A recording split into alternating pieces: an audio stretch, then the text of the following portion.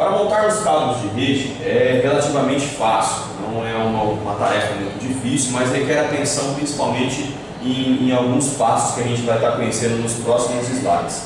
Tá? Primeiramente é entender que o cabo par trançado, o cabo de rede, ele é formado por pares de fios. Tá? Então é uma combinação de uma cor, né, com essa mesma cor rajado com um branco. Então a gente chama, por exemplo, essa aqui é uma sequência de cabeamento, né, que a gente pode estar vindo a montar. Laranja e branco, laranja, verde e branco, azul, azul e branco, verde, marrom e branco e marrom. Essa sequência é muito importante, nós não devemos alterar nunca a sequência de padrão utilizada em uma rede, ou seja, começar a inventar sequências inexistentes. Você pode estar aumentando muito a perda de pacotes, né, a perda ao conflito entre as placas de rede dos seus dispositivos, né, e aí você vai ter uma falsa ilusão que existe uma conexão de rede, onde na verdade você tem uma conexão de rede, porém com erros de transmissão de pacotes. Então é importante a gente sempre estar observando a sequência de cores. Aqui é o que eu acabei de dizer, é importante que a sequência de cores seja respeitada ao se montar um cabo. Certa vez um aluno perguntou: professor, eu posso escolher uma sequência aleatória qualquer? Eu respondi que na verdade ele até pode, só que ele vai correr o risco de ter uma perda de pacote, da sua placa de rede ficar offline, de você ter uma rede mais lenta. O cabo ele foi projetado para você trabalhar obedecendo ou a um determinado padrão que a gente chama de padrão A, que nós já vamos conhecer em seguida, ou o padrão B. Então tem que ser escolhido logo no início da montagem da nossa rede. Seja ela uma rede doméstica, que é o que a gente vai trabalhar, que é a proposta do nosso curso, seja ela uma rede de uma empresa de pequeno, médio ou grande porte. A normativa que define, né, a ISO que define a montagem da parte de cabeamento, de telecomunicação, de rede elétrica, é a EIA-TIA. A parte 568 é a que define o nosso cabeamento estruturado. Então, para você poder realizar o cabeamento em edifícios, em prédios, em indústrias, né, a gente vai sempre estar utilizando essa normativa. Essa normativa você deve efetuar uma pesquisa na internet para conhecer a altura, por exemplo, que se coloca um ponto de rede, a forma correta de conduíte, de condução, de tubulação, onde você pode passar um cabo de rede, um cabo de telefone. Tá? Então ela é uma leitura um pouco extensa, mas é muito rica, porque vai abrir os nossos olhos para o que é certo e o que é errado na hora de se montar um cabeamento. Tá? Em sala de aula nós vamos trabalhar, né, as normativas T568A e T568B, que são os dois tipos de padrão de cabeamento mais utilizados. Tá? Então a gente sempre vai estar encontrando em uma maior frequência o padrão A. Tá? A frequência do padrão B ela é um pouco menor, mas ela existe também. Tá? Mas porém o padrão A ele é mais utilizado do que o B. Tá? A gente entra em detalhes. Qual é a sequência então de cabos, né, de fios existentes dentro do cabo de rede que você vai estar seguindo, né, na hora de montar? Então veja que existe aqui uma sequência a ser observada. Tá? Na hora de você colocar o RJ45, né, que é aquele conector, né, na ponta do cabo, a gente vai estar utilizando essa sequência de cabos aqui embaixo. Então primeiro vem o branco do verde. O que é esse branco do verde? Quando a gente fazer descascar, né, desencapar o nosso cabo, você vai ver que existe um fio totalmente verde e um fio que ele é verde rajado com branco. Então esse cara a gente vai chamar o rajado com branco, o verde rajado com branco, a gente vai chamar ele sempre de branco do verde. Tá? O verde total a gente vai chamar de verde, o branco do laranja, né, a gente vai estar chamando assim, o rajado de branco com laranja, o azul, né, o branco do azul, o laranja, o branco do marrom e o marrom. Então essa daqui, vocês vão ter que decorar, tá? Isso daqui é a sequência de cabos, né, de fios, para você montar um cabo de rede utilizando a normativa T568A. Então, toda vez, na verdade a gente quase não fala T568A, a gente fala só apenas padrão A. Né? Então estou montando um cabo de rede no padrão A. Qual é a sequência? Para os oito fios, né? Branco do verde, verde, branco do laranja, azul, branco do azul, laranja, branco do marrom, marrom. Seguiu essa ordem nas duas pontas do seu cabo e mais algumas dicas que a gente vai estar passando, certamente você vai ter conectividade nesse cabo, né? Não vai ficar offline, não vai ficar online. Já o padrão B, veja só, ele tem algumas modificações. A gente não começa mais com o branco do verde, a gente começa com o branco do laranja. Tá? Branco do laranja, laranja, branco do verde, verde, azul, branco do azul, verde, branco do marrom, marrom. Tá? Essa é a sequência para o padrão B. Há muitas dúvidas, na verdade, quanto que você deve usar o padrão A, quanto que você deve usar o padrão B. Bom, vamos lá, vamos tentar solucionar. Isso não existe assim, uma regra máxima para você estar trabalhando com o padrão A ou com o padrão B. Mais ou menos o que se segue é o seguinte: toda vez que estiver trabalhando com um cabo TP categoria 5A, a gente utiliza o padrão A. Subiu para a categoria 6, né, 6 ou 6A, a gente utiliza o padrão B de cabeamento. Por que essa mudança? Por que existe um cabo que deve ser o padrão A e por que existe um cabo que deve ser o padrão B? Basicamente a gente vai estudar isso dentro do laboratório, a gente vai desencapar os dois tipos de cabo, vocês vão verificar que existe uma diferença na torção do cabo. Então você vai ver que tem cabos que são mais torcidos e cabos que são menos torcidos.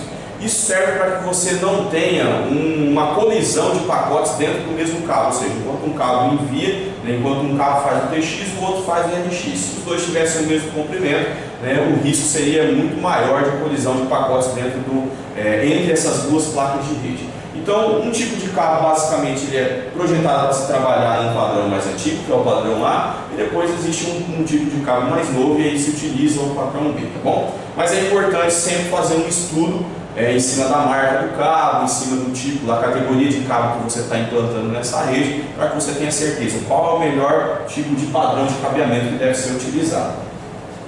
Como que fica a montagem do cabo? Bom, aqui é só apenas dicas, isso não é uma regra, né, universal, para você ter que montar o cabo desse jeito. Cada montador de rede, né, ele vai ter aí as suas próprias técnicas, né, para montar. Isso com a prática a gente vai adquirindo. Aqui são apenas algumas dicas para que você não tenha muitas dificuldades nesse início. Primeiramente, a gente vai tentar desencapar aí mais ou menos em torno de 1 cm a 2 do seu cabo, tá? Esse é o primeiro passo. Depois a gente vai tirar a parte azul do nosso cabo, que é a nossa capa de PVC. Feita essa remoção, o próximo passo é desenrolar os fios e escolher qual padrão que você vai trabalhar, o T568A ou o T568B, tá? Visto que, se você escolher o B, você já vai ter que ir desenrolando os fiozinhos e ir ajustando essa posição, né? Ou seja, da esquerda para a direita você vai começar branco do laranja, laranja, branco do verde, azul, branco do azul, verde, branco do marrom, marrom. Então você vai montar na sua mão essa sequência de fios, tá? Feita essa montagem, essa escolha de qual padrão que você vai estar trabalhando, né, o T568A e o T568B, o próximo passo é ajustar e cortar esses fios com o nosso alicate de rede. Porém, o alicate de rede ele tem uma lâmina muito afiada, então há aqui uma ressalva, você tem que tomar um certo cuidado, né, para que não venha a acontecer um acidente. Tá? Então, eu aconselho que você assista essa videoaula, mas não execute isso em casa, deixe para fazer, né, no nosso laboratório com a supervisão do professor, tá bom? Feito o corte desses fios, os fios vão ficar todos alinhados de forma reta. Então o que nós vamos utilizar? O nosso alicate junto com o RJ45. O alicate nada mais vai fazer do que clipar esse conector na ponta do cabo. Então você vai ter lá uma certa pressão, né? Tem que ser feita uma certa força nesse alicate. Fez a força, né? O RJ45 já vai estar fixado na nossa sequência. Cada um, na verdade, né, cada professor, cada aluno, com o passar do tempo, vai desenvolvendo suas próprias técnicas. Né? Nós temos todas as ferramentas necessárias em sala para poder criar esse cabo da melhor forma possível. Aqui é uma imagem de como que ficaria um conector RJ45 com já os fios inseridos dentro dele. Né? O RJ45, para quem não conhece, é aquela que a gente chama popularmente de ponteira, né? Mas agora a gente já sabe que o nome dele é RJ45. Veja que dentro do RJ45 da esquerda para a direita, eu tenho o meu padrão B, ó. Branco do laranja, laranja, branco do verde, azul, branco do azul, verde, branco do marrom, marrom. Está feita a sequência, colocou dentro do RJ45 essa sequência de fios, basta você vir com o alicate e realizar a fixação desse conector, cabo feito, é só testar ver se está funcionando, tá bom?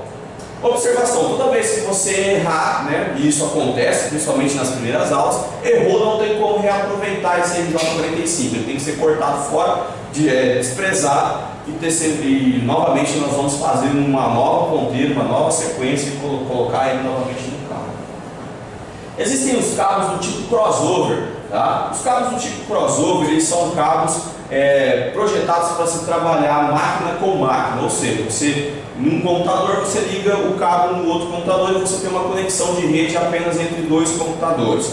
Tá? Esse tipo de cabo é mais usado quando você deseja transferir uma informação, ou seja, transferir uma massa de arquivos de uma máquina para outra, ou compartilhar uma internet que tem um computador com outro computador. Tá? Esse tipo de cabo ele funciona da seguinte forma. Resumidamente, isso daqui, trabalhar com o cabo crossover é essa segunda parte aqui. Ó. Então, o que seria criar um cabo crossover? Seria criar um cabo que permite a comunicação entre máquina, né, entre as placas de rede de duas máquinas. O formato direto, que é esse formato mais à esquerda aqui, você vai ver que o pino, o fio verde, né, a combinação verde, ela faz TX, ó, tá vendo? Ela faz então transmissão. De um lado se transmite e do outro lado se recebe. Só que em uma ponta eu tenho o hub, e o hub faz essa comunicação tranquilamente, né? Existe lá um processador de comunicação dentro do hub, né, e ele vai fazer o TX e o RX. Então ele é feito pelos fios verde, né, pelos pares verdes, e o RX é feito pelo laranja. Então nós temos o laranja aqui e o laranja aqui embaixo. Porém, se você criar um cabo direto e tentar conectar em dois computadores, nós não vamos ter um processamento de comunicação existente dentro do hub do switch. E aí você vai ter uma colisão de pacotes, ou seja, as placas de rede dos computadores vão transmitir ao mesmo tempo e vão receber ao mesmo tempo, né? E aí você vai acabar tendo um choque de pacotes, ok? Porém, no crossover, você vai ter o que? Uma inversão dos fios. Então perceba que o fio 1 e o fio 2 vão transmitir e no outro computador o fio 3 e o fio 6 vão receber. Tá? No fio 3 e no fio 6 desse primeiro computador vai ser recebidas as transmissões feitas pelo fio 1 e pelo fio 2 do outro computador. Então você tem uma comunicação cruzada. Tá? Olhando melhor para isso daqui, ó, veja que em uma ponta do nosso cabo nós vamos ter o padrão lá, ó, veja, branco do verde, verde, branco do laranja, azul, branco do azul, laranja, branco do marrom, marrom. E na outra ponta do cabo nós vamos ter branco do laranja, laranja, branco do verde, azul, branco do azul, verde, branco do marrom, marrom. Então, em uma ponta do nosso cabo, para você ter um cabo crossover, basta você fazer em uma ponta o padrão A e na outra ponta o padrão B. Pronto, você já tem um cabo de comunicação máquina com máquina para você poder fazer transferência de arquivos, né, da hora que você precisar. Falando um pouquinho sobre redes Wi-Fi, né? A grande sacada hoje em dia é você não trabalhar nem tanto mais com o cabeamento estruturado. Há uma necessidade hoje em dia muito grande, né, devido aos dispositivos móveis, de você ter redes sem fio, redes Wi-Fi em todos os lugares. Então você vai em lanchonetes, shopping centers, na nossa própria casa, na escola, sempre vai ter lá uma rede Wi-Fi disponível para você fazer a conexão com a internet. A ideia do nosso curso é fazer as configurações básicas do roteador. A nossa carga horária ela não é muito extensa na parte de redes, então a gente faz assim, uma montagem básica de redes Wi-Fi, né, focando principalmente na parte de segurança. Né? Esse problema hoje em dia das redes sem fio, né, com certeza é a parte de segurança. Então são três coisas que a gente vai estar trabalhando no nosso curso. Primeira coisa, aprender como se coloca o nome de uma rede e o porquê que se deve colocar o nome de uma rede. Criptografia e configurações de IP são as três coisas necessárias básicas para você poder fazer uma rede Wi-Fi funcionar. Tá? Algumas formas, né, de segurança existentes e de transmissão. Tá? Então, assim como existe a normativa T568A para o cabeamento, T568B para o cabeamento físico, né, com cabo de rede tradicional, aqui nós temos as normativas 11, 11A, 11B, 11G, 11I e já temos também a 11N, tá? Que são as normativas que conduzem a parte de transmissão de dados. Então, cada uma, ó, você vai perceber que cada uma transmite a uma velocidade diferente. Tá? Então, a A transmite a 54, a B a 11, né? A G a 54, mas tem um alcance menor. Né? A I, para autenticação e encriptação das redes, enfim, cada normativa dessa, né, trabalha com uma parte de segurança diferente, com uma velocidade diferente, com uma distância diferente.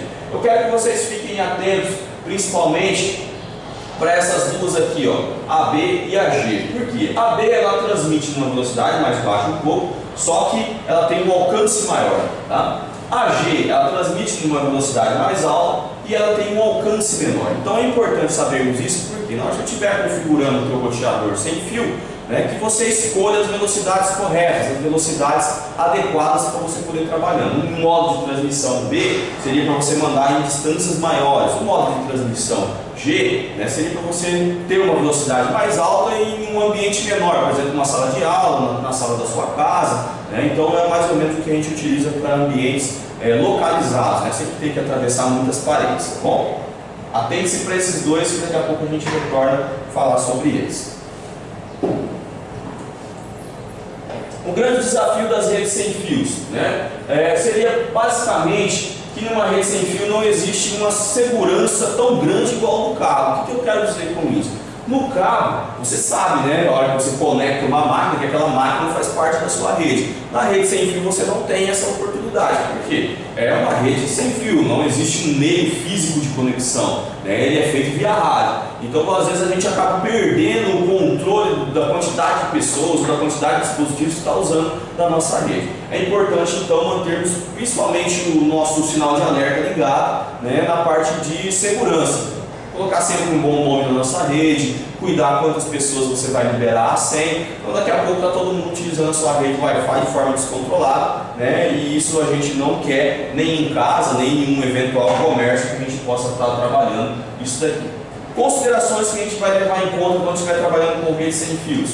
Controlar quem pode acessar a nossa rede, né? Controlar o access points inválidos, ou seja, problemas de roteadores que dão pau, que resetam, que voltam para o modo default, né? Garantir que todo o tráfego esteja protegido utilizando a parte de senha, que a informação não vai ser alterada, ou seja, que as configurações do nosso roteador não vão ser modificadas, né? E aprender a gerenciar os access points, limitando a quantidade de pessoas, bloqueando pessoas indesejadas. São coisas que a gente faz, né, nos nossos roteadores para elevar o nível de segurança desse equipamento. A ameaça, né, que você tem nas redes Wi-Fi: divulgação de informações, né, que são confidenciais, acesso desautorizado à sua rede, né, personificação de um cliente autorizado, corrupção de serviço, acesso desautorizado à internet, acesso áreas domésticos inseguros, né, implementações de access points não autorizados. Então, são todos pontos que a gente tem que levar em consideração para poder montar uma boa rede. Tudo isso tem que ser levado em consideração para montar uma rede doméstica? Sim, né? Em grandes centros, se a gente não levar em consideração todos esses aspectos, né, como há uma massa de pessoas muito grande morando muito próximas umas das outras, você vai ter vários roteadores Wi-Fi, né? Às vezes você tem lá um prédio, sei lá, com 30 apartamentos, os 30, cada um tem o seu Wi-Fi. Então você vai ter que levar em consideração tudo isso daqui para que você não tenha problemas de comunicação dentro da sua casa, tá bom? E muito mais ainda no comércio ou em uma empresa. Que tipos de ataques mais comuns a gente tem, né, que acontecem em redes Wi-Fi? Isso daqui vocês vão efetuar uma pesquisa já aí na vossa residência ou no local que vocês têm acesso à internet sobre esses tipos de ataque em redes Wi-Fi, tá? Tomem nota desses nomes. Eu gostaria que vocês efetuassem uma pesquisa sobre isso e postassem no ambiente, né, o que vocês encontraram de forma resumida. Vocês vão encontrar muito material na internet, porém eu gostaria que vocês efetuassem um resumo e postassem no ambiente, né, no espaço de interação para a avaliação minha e do professor Diego. São esses os nomes, tá, que vocês devem estar pesquisando na internet.